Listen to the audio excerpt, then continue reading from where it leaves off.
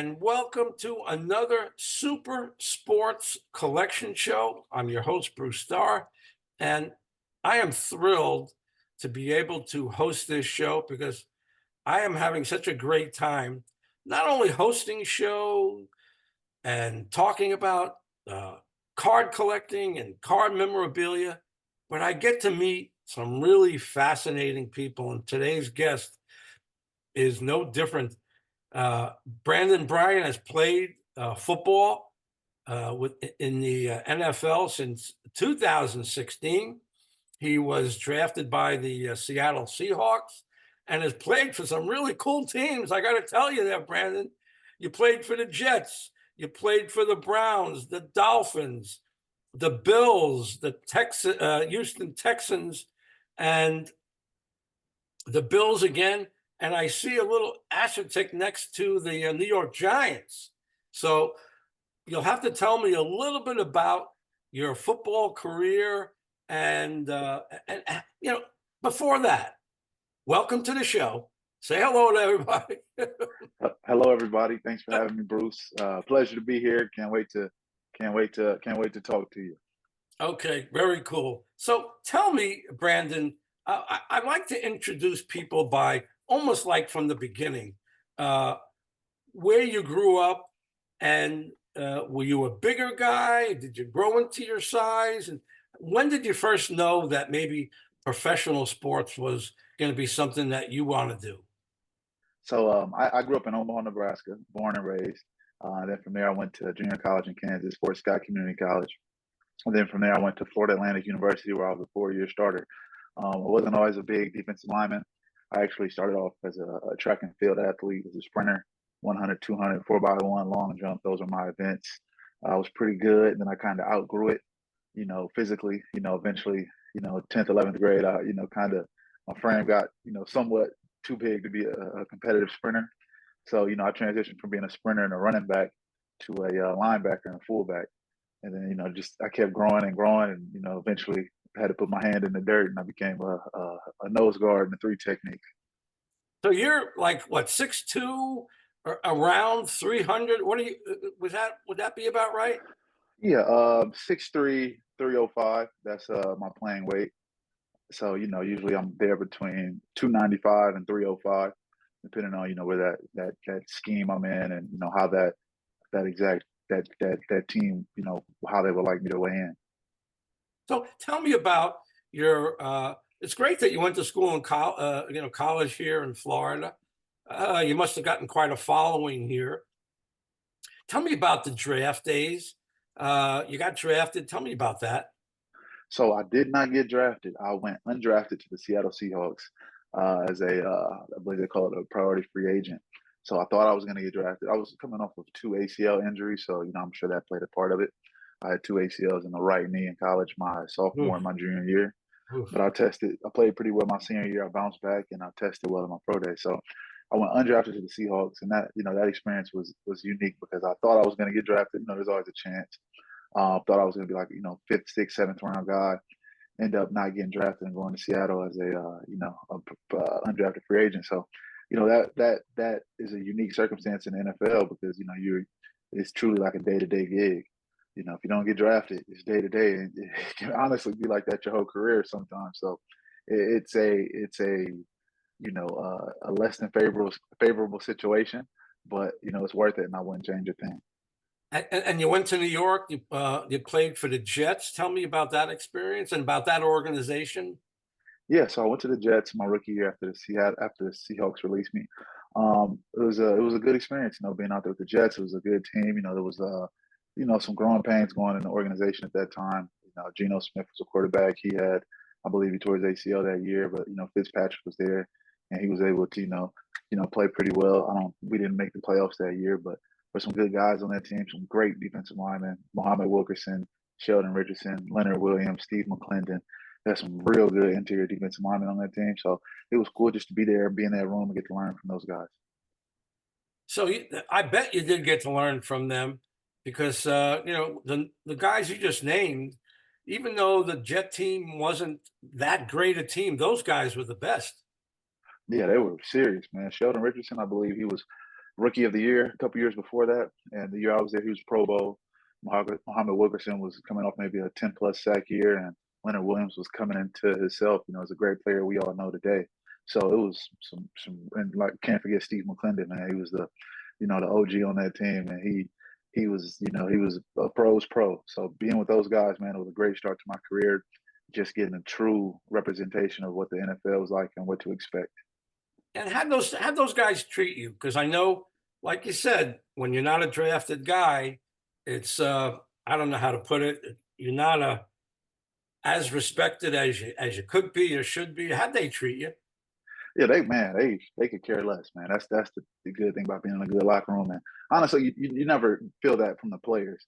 It's just from the the guys upstairs that you feel that from, because they're always looking to replace you. But as a player in the locker room, if you're there, you belong there. And every player gives everyone the respect they deserve as being an NFL player and a contributor to the team. So, those guys, they treat you the same as if you're a first round pick or an undrafted free agent. Now, being a rookie is a different deal. Obviously, as a rookie, you get you get treated a little different in the NFL. But as far as going undrafted or whatever, once you're there, it's family. You're all brothers, and everybody gets the respect they deserve. That's really good to hear. So I see 2017 missing from your stats. Yes. So in 2017, that was my second year. I actually was with the Jets in training camp, and I tore my pec. So I tore my pec in camp with the Jets, and then they waived me injured, and I sat out that entire year. So I didn't play at all in 2017, and then following that year, I actually went to the CFL in 2018. How was that? How was it playing for the Canadian League? It's different, there's and being in football, there's only one league really, in the world. That's what's unique to American football. You got the NFL, and then you got everything else, which is a distant, like third place. I wouldn't even call it second place. All those leagues, the NFL is a lot years ahead as far as the staff, the fans, the facilities, everything. So it's nothing like being in the NFL. Now my experience in the CFL was great. Met some great people, played for a couple great organizations, but I've been lying to myself if I said it was anything like the NFL. There's nothing like the NFL when it comes to American football. And how'd you hook up with the Browns? Man, that was what you call fate right there. So the CFL actually starts in May. Like they're going in. It's June right now. The CFL should be in about week 2 or 3. So the CFL starts in May. The NFL, as we all know, preseason starts in August. So when I was in the CFL, right, it was week 5, 6. The NFL hadn't even started yet. So maybe it was August or something like that. And the team I was with had to release me to do some sort of, roster gymnastics. They had to fix the ratio with the Canadian ratio on the team. There has to be a certain amount of Canadian players. So I got released in that. And they were actually going to bring me back. But when I got released, it was that time in the NFL where the first preseason game had just happened and someone got hurt on the Browns. And, they needed an experienced D tackle, and everybody's locked up. It's hard to find guys at that time because everybody has 90. Everybody has 90 guys on the team, so all the free agents are pretty much taken. So I got released by Montreal Alouettes, and as soon as I get back to Florida, literally like a couple of days, I'm fishing, and my agent calls me. He's like, "Hey, how's Cleveland sound?" I thought he was going to say, "Hey, we're going to Calgary or Saskatchewan or something," or Toronto, but it ended up actually being Cleveland. So that was everything happens for a reason. So it was a So great that's good. situation. It's good to hear you had an agent working for you. It's super important that happens. Yes. Yeah, you got to have an agent. It's there are players who don't. I believe Lamar Jackson. I think he represents himself, and some guys do. But in the situation I was in, where you're in between teams, that's when you need the agent the most. Contract year, and when you're a free agent. Any other time, anytime you're not hearing from your agent, it's really a good thing. So but at that time, going between league to league and team to team, you got to have someone working for you. So you transitioned over to the Dolphins in 2020. Uh, I hate to bring this up if it's touchy. Did you get released, or what happened with the Browns? Oh, no worries at all. No, so the Browns actually cleaned house. This was only maybe 2 or 3 years removed from their 0-17 season. A lot of those guys are still on that team. They brought in a coach from that staff and bumped him up. Freddie Kitchens was the running backs coach, I think, on that team, and they made him the head coach. So, if I remember correctly, the general manager was fired, and a new general manager came in, new head coach came in, completely new regime. And in the NFL, when that happens, they usually start clearing out the roster. So I got caught up in that. New guys, they want to bring in their guys, which is fine. So it was actually during COVID, man. I was fishing again on my way to fish during Yeah. COVID. Everything was everything was locked down except the ocean at this point. So I'm riding my bike to the beach to go fish, and I get a call from Andrew Berry, and I'm like, wonder why he's calling me. I get released, and then the Dolphins called me a couple months later, and they actually say, "Hey, this was one of the craziest situations on how I ended up with the NFL team. There was COVID, so guys couldn't travel.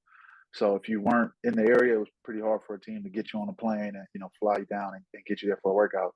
So the Dolphins were pretty much limited to local guys in the area, and I live in not too far away in Northern Broward, Southern Palm Beach County at the time. And I get a call, and they say, "Hey, can you get here in 35 minutes for a COVID test?" I was like, yeah, I can, Yeah. I can get there. Yeah, I'll get there. So I ended up getting there in like maybe 45 minutes, but I got there, I drove down, and did just passed the COVID test. They had me in the hotel for 5 days, test after test after test, and then they signed me. So where did you fit with the Dolphins? I mean, who were you playing in between, and who, how did you get yourself some playing time with the Dolphins? So I was with the Dolphins very quickly. I was just there for a training camp. So I was there, and I was competing with, there was Christian Wilkins on that team, Devon Godchild, Zach Sealer, Benito Jones, myself, and a couple of the guys, probably some rookies that aren't, the names are escaping me right now. But we're all, obviously, when you're in NFL training camp, you, in your mind, you got to believe you're there to compete for the job. So I'm competing with all those guys, and then ultimately, I got released there before the season started, so I didn't actually get a chance to play in season with the Dolphins. But then Buffalo. But then Buffalo, so yeah, so then maybe 6 days later, handful of days later, Buffalo called me, and they were like, it actually was inverse this time. They were like, "We wanted to bring you up a couple weeks ago, but we couldn't get you on the plane because of COVID, so we had to sign a local guy. He didn't really work out the way we thought he would. I guess he just, he wasn't, the body, his skill set wasn't, you know, conducive for their system. So they said, let him go. And they was like, we're going to bring you up here. Had to go up there again. And ironically, when I get there, it's Dolphins week. So Bills versus Dolphins. Yeah. So once again, I'm in the hotel in Buffalo, New York, in West Seneca. And I'm in the hotel, and I'm testing there for 4 or 5 days. I'm working out literally in the street, jump roping behind the hotel, trying to stay in shape, get ready for the workout, running up and down whatever interstate that is up there alongside of it, just trying to stay in shape, snuck into a high school, and working out on the field, just trying to get ready for the workout. And they signed me, and I ended up being there for 3.5 years. Wow. Tell me about that organization. Man, that's probably the Bills and the Seahawks, I would say, are the two best, two of the most best organizations I've played for from top down. Ownership is good. The Pagulas run that place good. The Brandon Bean, Sean McDermott, they pride themselves on bringing in high character guys, whether that's in the staff, between the chef, the custodian, the mailman, the strength and conditioning coach. Everybody in that building is a high character person. If they're there, then they're someone's done a background check on them, and they're good people. Everybody in that building is honestly some of the best people I've ever met. Best, like I said, Seattle and Buffalo, the two best organizations I've ever been on. But Buffalo, they just do things right. There some teams I won't say that I've been on. I'll let them remain nameless, but you just there, you can tell that things aren't supposed to be done this way. You shouldn't treat people like this. People shouldn't behave like this, and it's not a good work environment. But Buffalo, they have that figured out pretty well. So it's a great place to be. I had a hockey player on yesterday, and he was saying the same thing. There was one team that he started his career with that he wished he didn't, Yeah, because it wasn't a good working environment. The players weren't taking it seriously, and he was sorry that he was started on a team like that. So it was interesting to hear now from you that there is differences in organizations, and Oh man, it makes a big impact on each and every player. yeah, and yeah, it's huge differences. You know, just like any company, any organization, you know, people run it the way they want to run it. And you know, if you don't have happy employees, then most likely not going to put out a good product. So I have friends all around the NFL, and you know, we talk, and NFL players talk to each other, and the things you hear that may be going on in a different facility or a different, you know, different team. You know, some things you hear, you're like, wow, like this the NFL. It shouldn't be like this, but you got just like any other organization, man. You got guys who run it well, and then you got guys who don't. But thankfully, like I could say, that you know Buffalo was a place that definitely ran it the right way. So Buffalo had some huge pluses. They have rabid fans, number one, Yeah, yeah, uh, but they also have winter. yeah, yeah. I'm from Omaha, Nebraska, man. So you Oh, know, okay. yeah. So I'm born and raised in Omaha, man. We get hot summers and cold winters. Real summer to Buffalo, just not as much snow. You know, nobody. I don't think anybody gets as much snow as Buffalo with No. the lake effect snowstorm and all that. So it does get cold, but you know you get pretty used to it. And they once again, it's a great organization, so they have everything you need to deal with the weather. You know, they have all the heaters on the sideline. You know, all the equipment, the cold gear. You know, anything you can imagine that can help you succeed in that cold weather environment. They'll have that available for the players. So were you there for the big snow year? They had a big snow Yeah, year there. Were you there for yeah. that? I was there. So I was that was the year I was on and off that year. So I was in Buffalo for 3.5 years on and off. Like maybe I got released like 8, 9 times while I was in Buffalo. But it was usually just for like a day. Like they would release me Right, on Sunday, Monday, and then sign me on Wednesday. right. But one time they actually released me, and I went to the Houston Texans. So I went to the Houston Texans for a couple of weeks, and when I was in Houston during Thanksgiving, they had a huge snowstorm, Whoa. um, and they actually had to move the game. I believe they had to go play the home game, but they played it at the away field in Detroit. So you know that was a unique thing. But then as soon as I get back for Christmas, I'm back in with the Bills again by Christmas time that year, and that's when the huge snowstorm hit.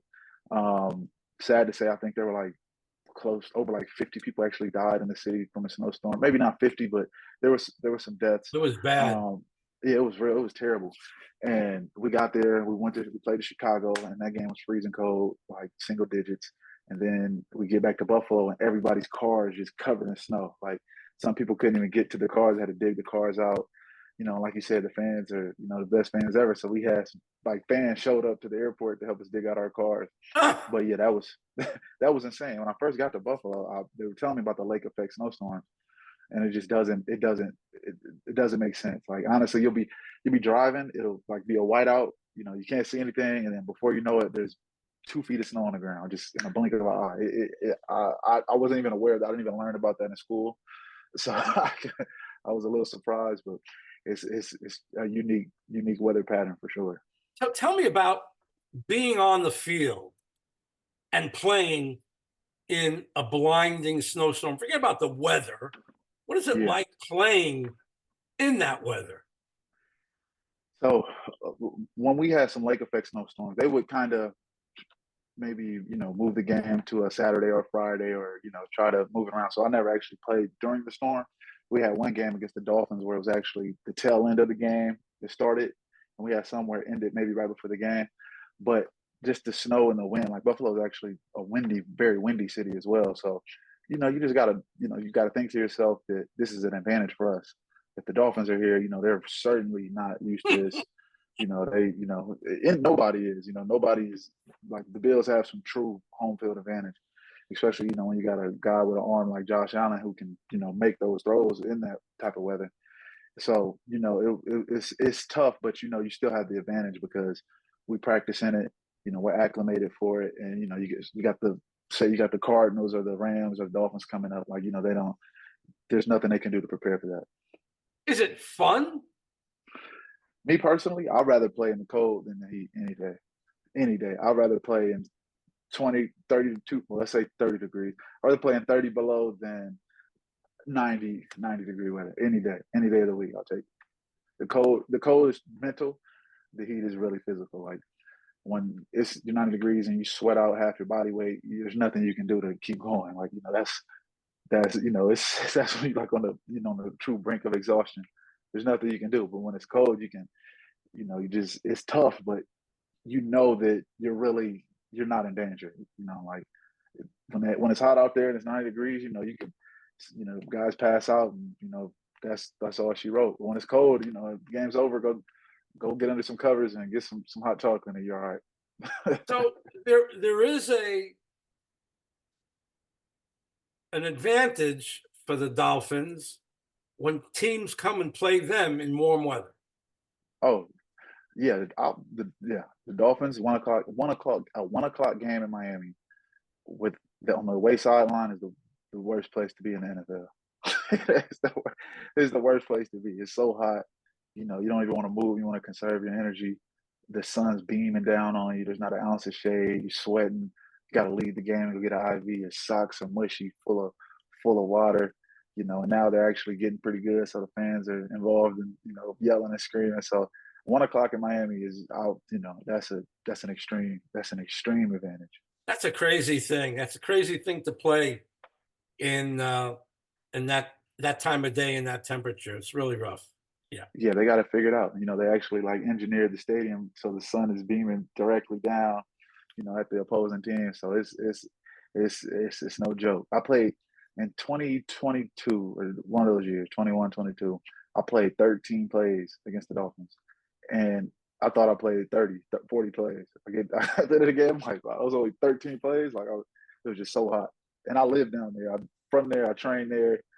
I live in, like I said, I live in Palm Beach County, but It's they some got it's they got a something, good huh? advantage. Yeah, it's something. Yeah, it's something for sure. So I also see that you were somewhat attached to the Giants because I grew up in New York, and did you have some attachment to the New York Giants? Yeah, so I was with Giants last year for just training camp. So I went to the Giants. That was actually the last team I was with. They released me in September of last year. So I signed with the Giants in July, and then they released me in September. So usually that asterisk online usually just signifies that I did not suit up or I wasn't with them in the regular season. So yeah, I was with the Giants for what they call a cup of coffee. I Okay. was there for a brief period of time, So So did you connect with any of the players there? And I know I want to ask you overall, you're the people that you stayed connected to over the years. But I'll start with the Giants. Did you get a chance to be there long enough, other than a cup of coffee, to connect with anybody? Leonard Williams, because I played with him with the Jets, so I had a relationship with Leonard before, and we don't live far from each other in Florida, so we see each other sometimes. We go actually.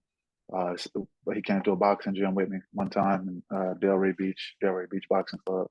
But other than that, there were some guys there. Raheem Nunez Roches, called Nacho, Jihad Ward. Those guys were all great guys. And then there was a bunch of guys on that team that came from the Bills. So I knew a bunch of guys, Nick McLeod, a bunch of guys, Tommy Sweeney, and then, the coach as well, Brian Dabo was there. So I had some existing relationships. They were there.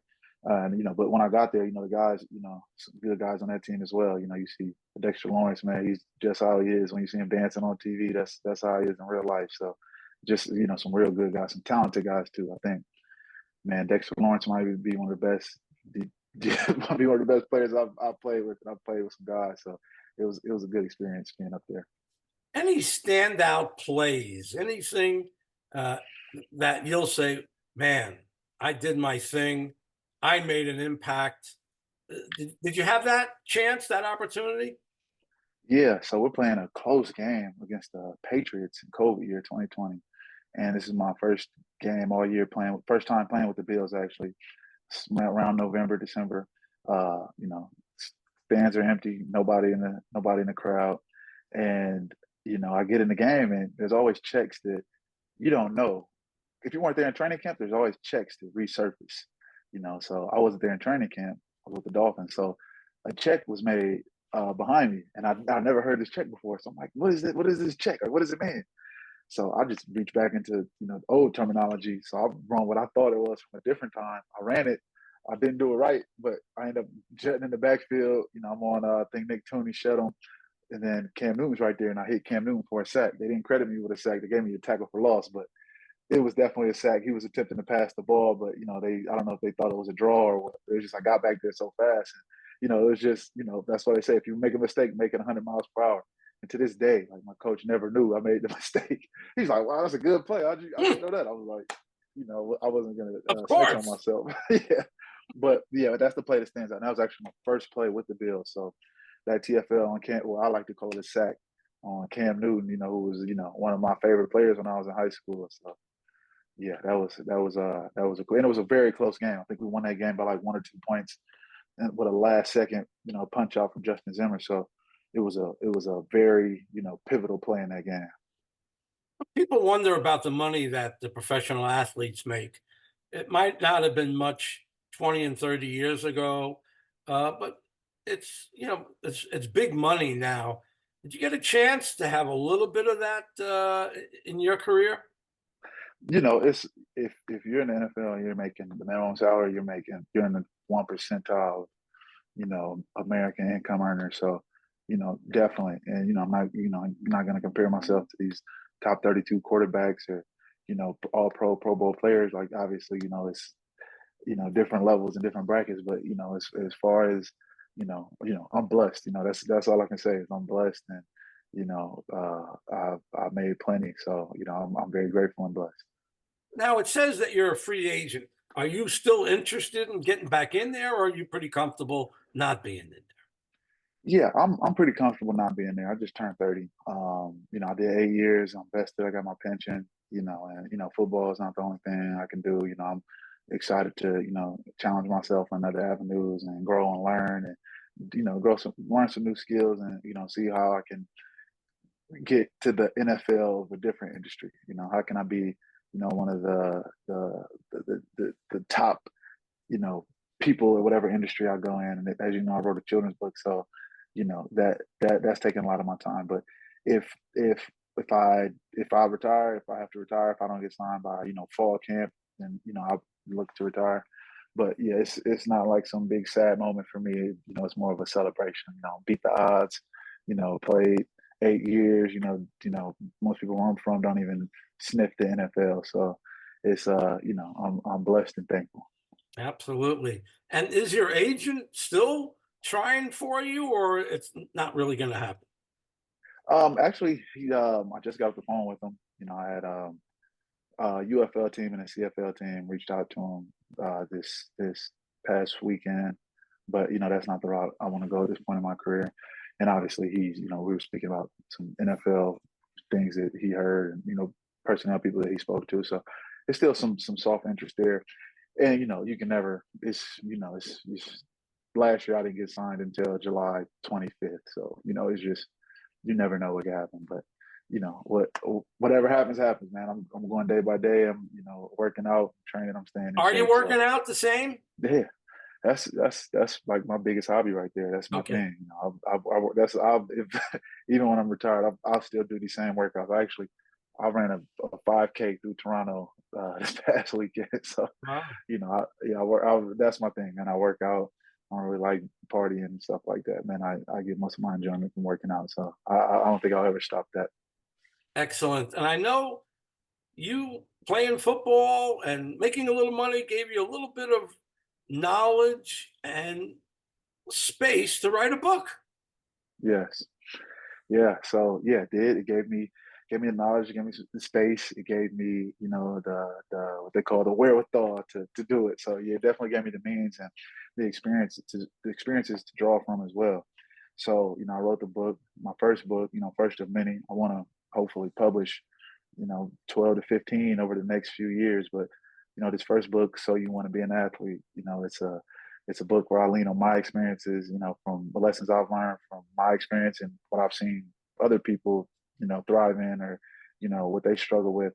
And I just, wanted to put in a book to, inspire kids so they can realize that you can make it, you can. It's going to be very hard, but you can make it.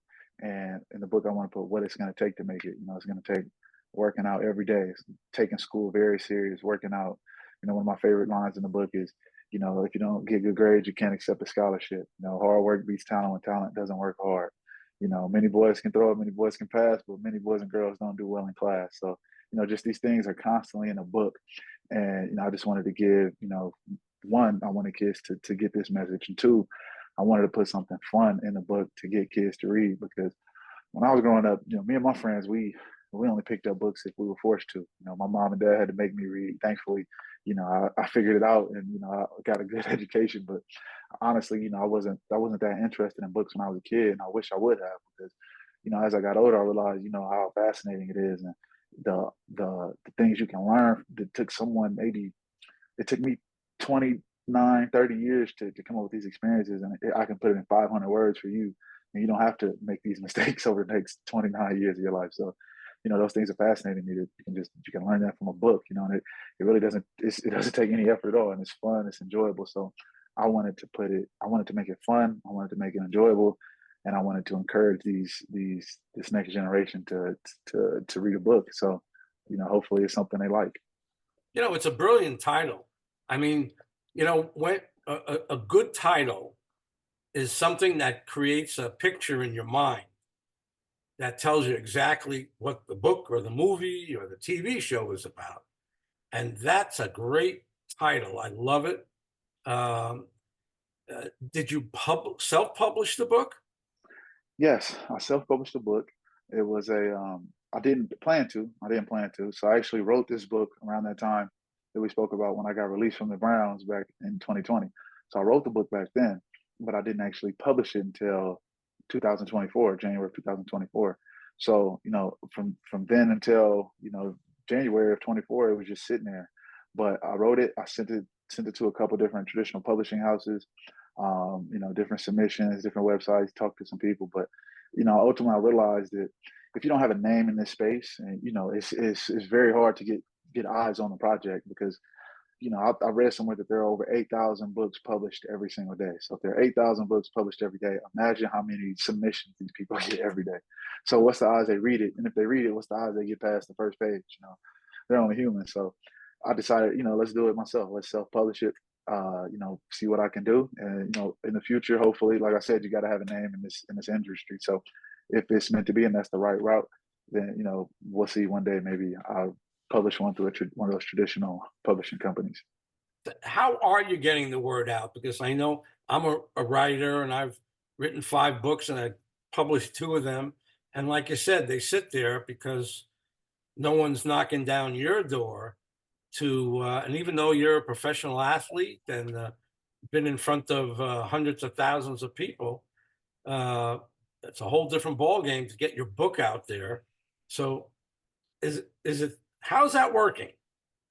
Yeah, so it's one of those things I've learned that you get out what you put in, and I read something, one of these self-publishing for dummy books I read a while ago, and it's like your book will die if you let it. If you're not out there putting your book in front of people, then no one's gonna know it's there. Just because you hit a button and put it on Amazon doesn't mean the masses are just magically gonna find it. I publish it, I hit a button on Amazon now, all of a sudden 5 million people know it's on Amazon and put it in their cart and order it. So you got to get outside. I'm at farmer events. I'm selling them out the back of my truck. I'm like a rapper or a musician. I got it everywhere I go. I'm selling them on my truck. I'm telling everybody. I got T-shirts with my logo on there, my Instagram page, and got some good support from some friends. But the best route for me has been just partnering with different nonprofits, schools, and like I said, these vendor markets. When you're at a vendor market or you're at a farmer's market, you never know who you're going to meet. So, and luckily, I'm in South Florida, so it's a pretty happening area. So, there's something I can do every day if I choose to. Between Miami and West Palm Beach, there's it's unlimited opportunities. I could do 2 events a day if I had the energy to do it, if I wanted to do it. So I'm doing these events, and like I said, you never know who you meet. I've been at these events. I've met mayors, I've met commissioners, I've met state representatives, I've met principals, superintendents, vice principals, and those are the people who they see a book, they like it, and then they put in a book order. If they put in a book order and they like the book, then you got an opportunity to go to a school and read the book, and maybe that commissioner you met 2 3 weeks ago, they'll set something up for you. Like I have a couple events in Fort Lauderdale and Lake Worth that's coming up this fall that have actually been related to these events. So I did a farmers market a month ago. Someone grabbed my business card off a table, gave it to a media specialist at the Oakland Park Public Library. Oakland Park Public in Fort Lauderdale Public Library reaches out to me and says, "Hey, we want to do a book event with you Whew. this fall." So yeah, those things have happened, and the more I'm outside, the more calls I get. So it's just keeping it going, getting the momentum, and then you fine tune it. I'm learning more about social media. How to create different content for myself on Instagram, YouTube, TikTok. All those things just relate to marketing. It's marketing. You get eyes on the book and people know it's there, and then eventually they'll check it out. And And, if they like it, they'll tell their friends. and then, Darius McDougal, I mean, there's a perfect example of knowing someone that can get the word out. Look, we're doing a podcast now. I don't have a million people watching, but it could grow over the years, and you never know who's watching. So I think this is Yeah. a great way. Yeah, you never know who's watching. Yeah, I'm sorry, I forgot to mention that as well. Podcasts are huge, like you said, even who knows, maybe we got 500 people on here, maybe we got 20,000, maybe there's 6 people.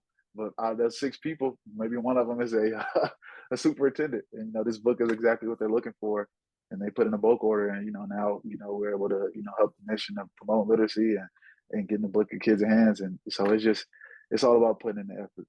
That's all it is, putting in the effort and connecting with people, because people obviously they want their kids to soak up good information. So when they see the opportunity, they'll check it out, and if they like it, they'll buy it. So just trying to show everyone that it's a good product and it's worth checking out. And I know that Darius put out a letter to you and I introducing you to me to you, and he mentioned my cards for kids. And I believe you know about what I'm doing. I'm trying to get kids interested, getting them off the computer, getting them off their cell phones, and getting them interested in collecting cards. And I'm a teacher, so I go to different schools, and every day I'm in a different class, and I walk in with a big box of cards, and oh, Mr. Starr's here. He's got his cards. And so I've Yeah. given out tens of thousands of cards, and I hope soon that have given out 100,000 cards or more. And Wow. I'm I'm excited about doing it. Maybe there's some way that you and I can connect one day. I'm sure that there will be. But do you have you ever collected cards? No, I haven't. Actually have like a Michael Vick rookie card that my aunt got me in like 2002 or 2001, whatever year that was. And I got it in a little frame. It's like in my baby box, my whatever my mom had, like all my baby stuff in a box. So that's the only card I ever collected, And and I what still about have your it. own? And have they ever? No, I need to find how to get them though. I know they're somewhere. They usually send you a box of them. Your rookie year, they usually send you a bunch, but I was undrafted, so I don't know what happened to mine. They usually, they forget about the little guys. But yeah, as you said, that I mean, we definitely can figure something out. I don't know what you're in Florida. You're in Yeah, Florida, I'm in right? the Palm Beaches, just north of you. Okay, yeah, yeah, yeah. So, man, after we get off of here, we can definitely talk about that more. But there's some ways that we can come together and get this good mission of keeping kids interested and keeping them more interactive with their hands and their minds rather than just like you said, just sitting there zombified, watching a tablet or a TV. So I appreciate what you're doing, and I'm looking forward to how we can collaborate. Thank you. The only problem I have with getting together with you guys is I'm 5'8". You're 6'2" and 300. Darius is 7 foot. I Man, could get a little bit of a complex. yeah, I mean, well, me and you both at that point. Darius is gonna make both of us look like his little brothers.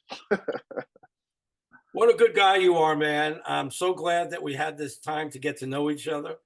And you're doing great work. I respect your career. You stood by it, you stood with it, and you fought through it, and you kept going. I have a lot of respect. A bunch of years, man. You played a bunch of years. And so, and now you're in a different world, publishing. I know you'll be just as accomplished. I want to thank you so much for being on the show. And I'm sure we'll be getting together real soon. God bless. And thanks again. Thank you for having me, Bruce. It was a pleasure.